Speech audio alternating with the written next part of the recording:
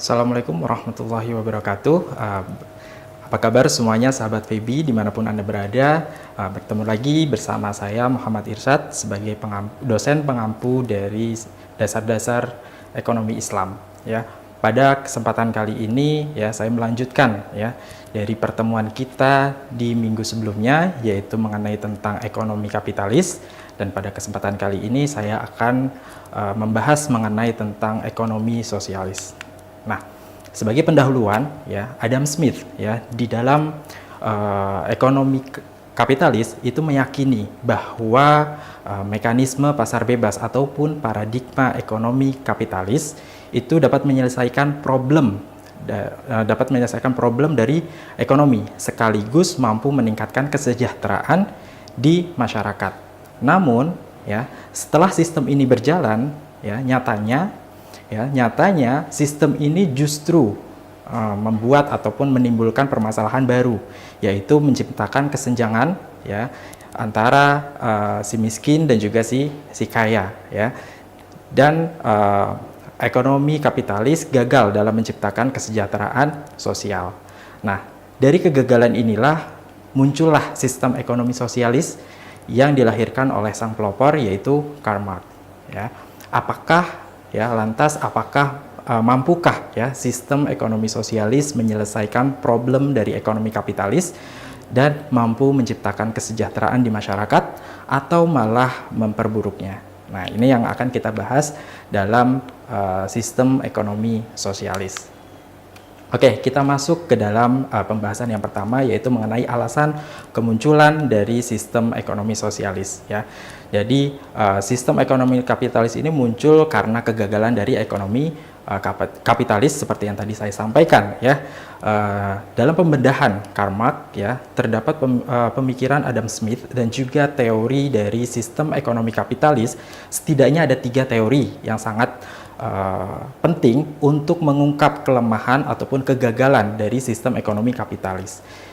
Yang pertama adalah teori tentang hukum akumulasi kapital, di mana ditemukan oleh Karl Marx apabila ekonomi dibiarkan berjalan dengan mengikuti mekanisme pasar bebas, maka akan menyebabkan terjadinya akumulasi kapital pada pemilik modal yang besar.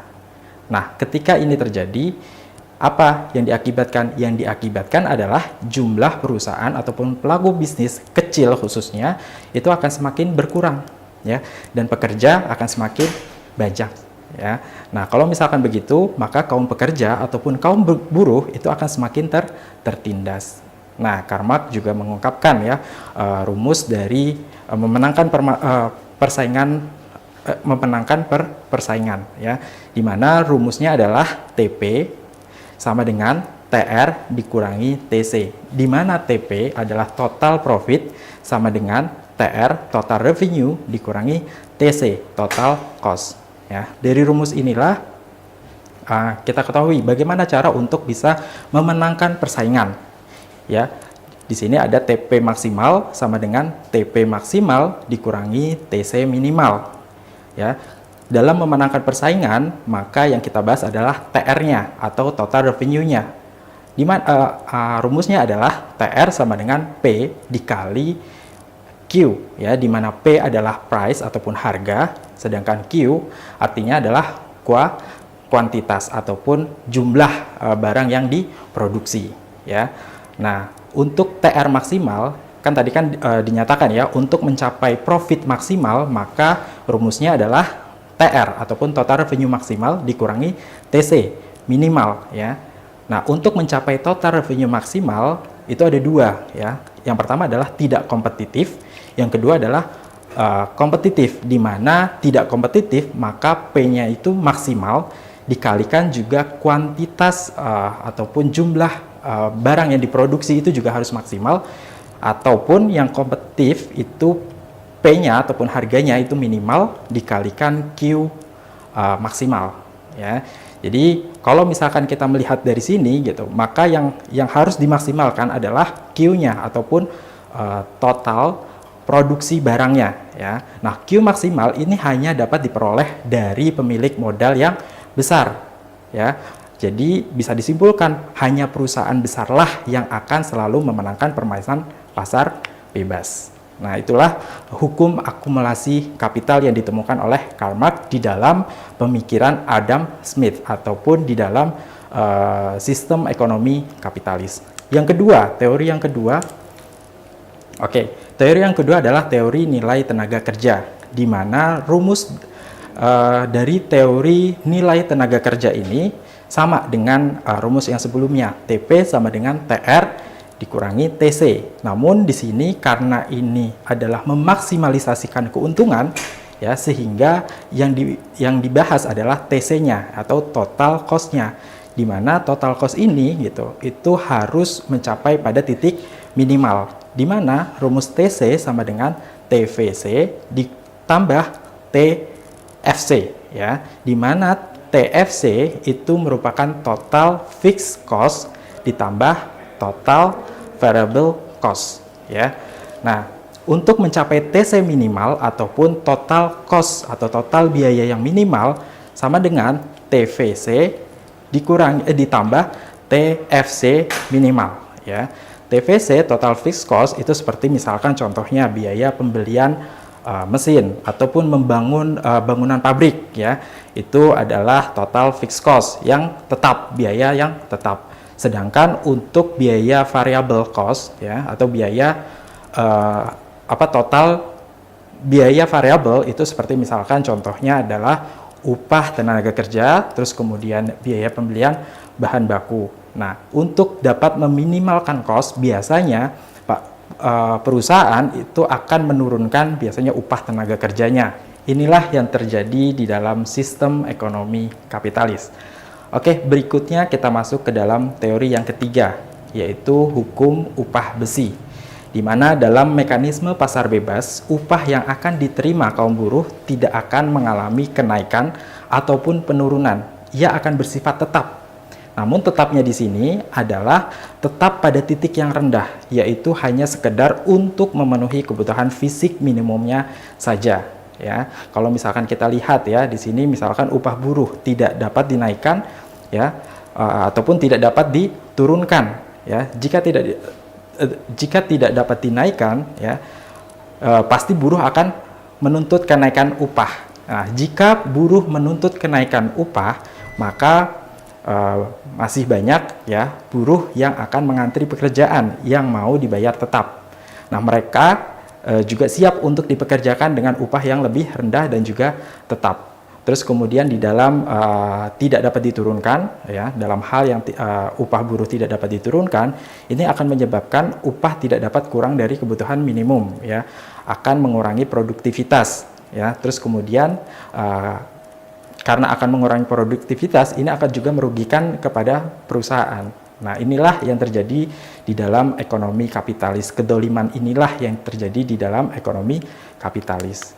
Nah, dari kegagalan sistem dan juga teori ekonomi Adam Smith atau teori ekonomi kapitalis, ya, di atas, ya, seperti hukum upah besi, terus kemudian hukum akumulasi kapital, terus kemudian teori nilai tenaga kerja, kemudian Marx itu menganalisa lebih dalam untuk mencari solusi dari kezoliman sistem kapitalis tersebut.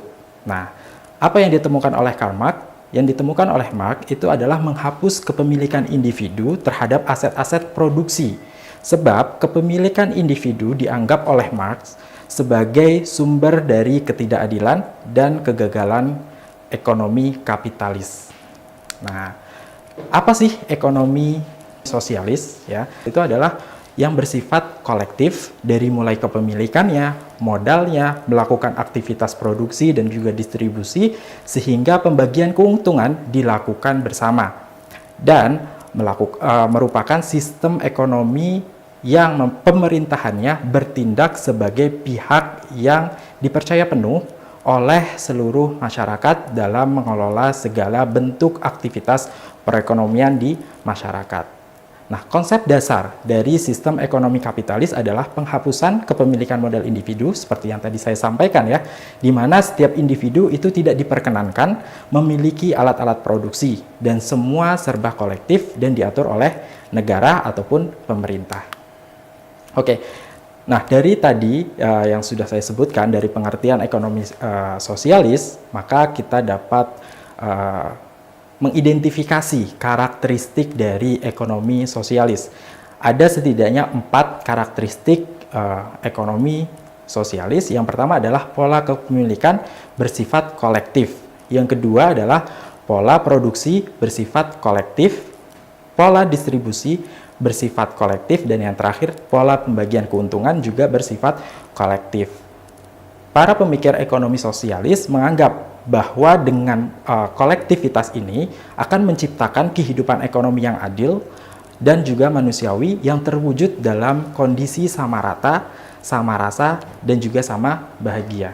Nah, inilah yang nanti akan membedakan antara sistem ekonomi kapitalis dengan sistem ekonomi Islam. Gitu ya. Nah, apakah ekonomi sosialis dapat menjadi solusi bagi sistem perekonomian di dunia?